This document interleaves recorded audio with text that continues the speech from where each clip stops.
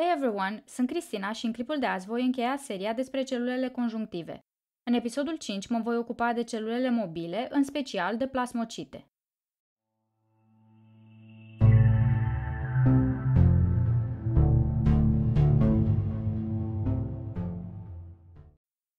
Celulele conjunctive mobile sunt reprezentate de leucocite și plasmocite, care și-au originea în celula stem hematopoietică din măduva osoasă hematogenă, sunt eliberate în sânge, unde circulă până când primesc semnale care le determină să pătrundă în țesuturile conjunctive, unde își îndeplinesc funcția.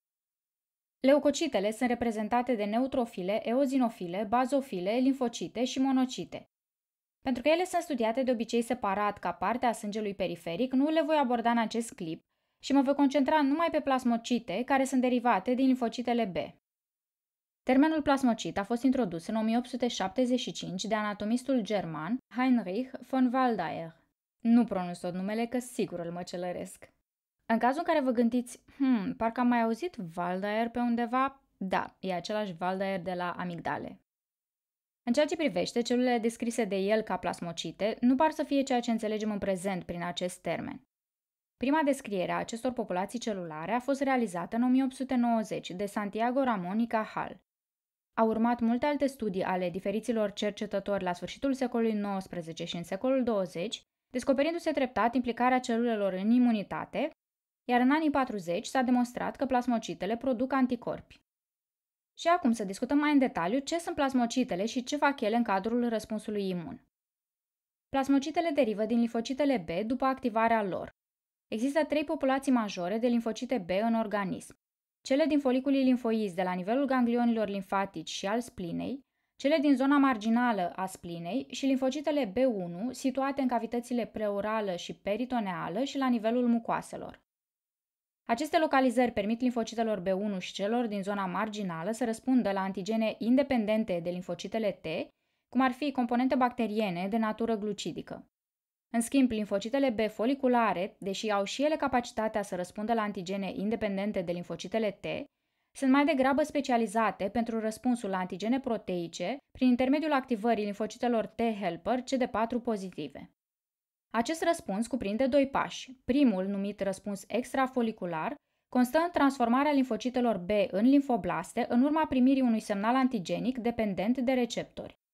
Limfoblastele B se divid și se diferențiază în plasmoblaste cu o durată de viață scurtă, ce secretă anticorpi.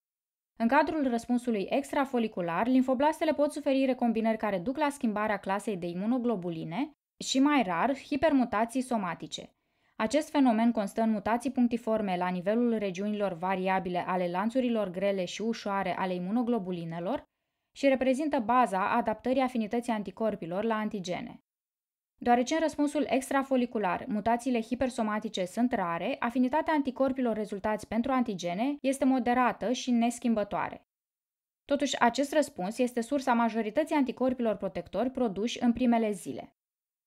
În al doilea pas, o parte din limfocitele B activate reintră în foliculul limfoid și, sub influența limfocitelor T-helper, proliferează formând un centru germinativ. La acest nivel are loc o selecție a celulelor pe baza receptorilor antigenici modificați prin hipermutații somatice. Centrul germinativ produce plasmocite cu viață lungă ce au capacitatea de a susține pe termen lung secreția unor cantități mari de anticorpi cu afinitate mare pentru antigene. De asemenea, centrul germinativ produce și limfocite B cu memorie, care își mențin fenotipul de limfocite, dar sunt programate epigenetic să se diferențieze rapid în plasmocite în momentul reexpunerii la antigen.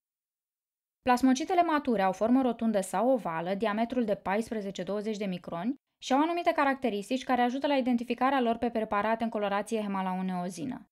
Nucleul este situat excentric și are o dispoziție specifică a heterocromatinei care a fost comparată cu spițele unei roți sau cadranul unui ceas.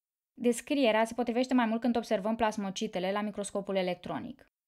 Citoplasma este bazofilă datorită numeroșilor ribozome atașați reticulului endoplasmatic rugos, responsabil de sinteza imunoglobulinelor.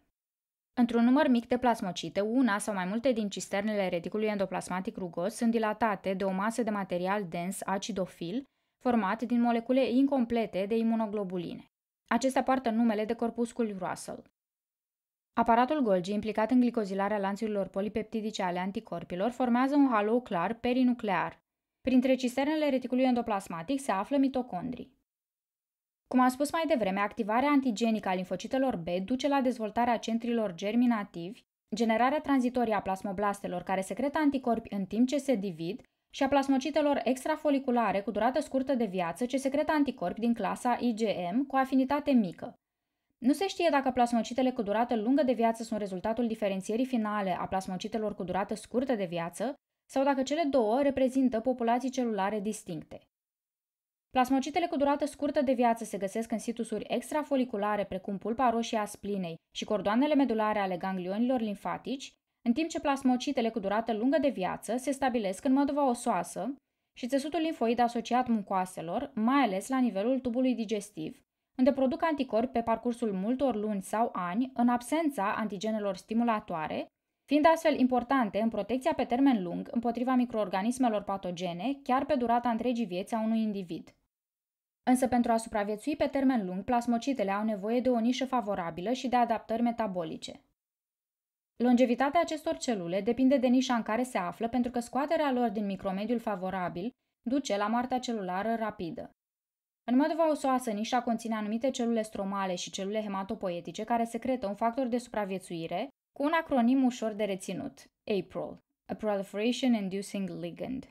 Acest factor este întâlnit și la nivelul mucoaselor, unde promovează schimbarea izotipului anticorpilor din IgM în IgA și supraviețuirea plasmocitelor. Aproximativ 80% din plasmocitele umane sunt localizate la nivelul mucoasei tubului digestiv și secretă în principal imunoglobuline A solubile care vor fi eliberate în fluidele și secrețiile din organism. Plasmocitele din măduva osoasă secretă majoritar IgG, dar pot sintetiza și IgA și IgE. Profilul transcripțional al limfocitelor B suferă modificări semnificative când se diferențiază în plasmocite pentru a face față secreției continue de cantități foarte mari de anticorpi, până la 100 de milioane de molecule pe oră.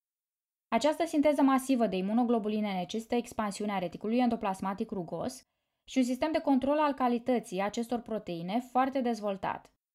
Se numește UPR, Unfolded Protein Response, și probabil ați învățat despre el la biologie celulară. Este un sistem care verifică asamblarea corectă a lanțurilor de imunoglobuline nou sintetizate, înainte să meargă mai departe și să fie eliberate din celulă. De asemenea, plasmocitele au nevoie de materii prime pentru proteine și de resurse energetice pentru a face față acestor procese de sinteză, cum ar fi un număr mare de transportori pentru preluarea glucozei din mediu și dezvoltarea preferențială a anumitor căi metabolice. Proteinele incorect pliate sunt eliminate prin degradare la nivelul proteazomilor, iar excesul de cisterne ale reticulului endoplasmatic rugos este reciclat prin autofagie. Principalul factor responsabil de inducerea acestui profil de transcriere, adică de promovarea diferențierii limfocitelor B în plasmocite, este BLIMP1, B-Lymphocyte-Induced Maturation Protein 1. Sinceră să fiu, nu era absolut necesar să-l prezint aici, dar am vrut să-l includ pentru că mi se pare foarte amuzant acronimul. Ce face acest BLIMP1? În primul rând, blochează proliferarea limfocitelor B activate. Nu uitați că plasmocitele sunt celule diferențiate terminal care sunt considerate postmitotice, adică nu mai au capacitatea să se dividă. În al doilea rând, inhibă exprimarea unor gene de activare pentru limfocitele B și, în al treilea rând, stimulează expresia genelor care codifică imunoglobuline și a celor care promovează secreția anticorpilor. O să mă opresc aici cu informațiile despre plasmocite. În acest clip am combinat informații prezentate de obicei la histologia țesutului conjunctiv cu informații legate de sistemul limfatic și integrarea plasmocitelor în răspunsurile imune ale organismului. Mi s-a părut că este ceva mai coerent așa decât dacă rupeam materialul în două postări distincte. Și cu asta am încheiat ultimul episod din seria celulelor conjunctive. Am inclus linkuri către celelalte episoade în descriere. Dacă vi s-a părut interesant clipul și vreți să vedeți și altele, nu uitați să dați like și subscribe. Mă puteți urmări și pe Instagram, găsiți linkul în descriere. Mulțumesc pentru vizionare și până data viitoare, may the force be with you!